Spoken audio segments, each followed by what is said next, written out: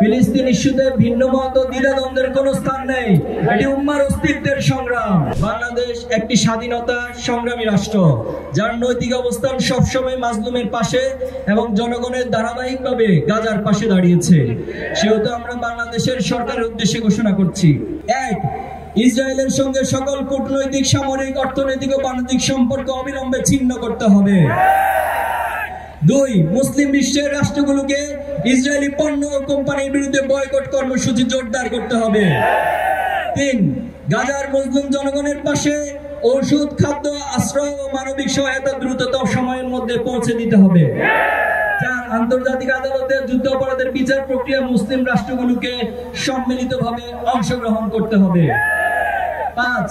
OIC কে আরো কার্যকর, ঐক্যবদ্ধ কণ্ঠে ফিলিস্তিন ইস্যুকে আন্তর্জাতিক মহলে উত্থাপন করতে হবে।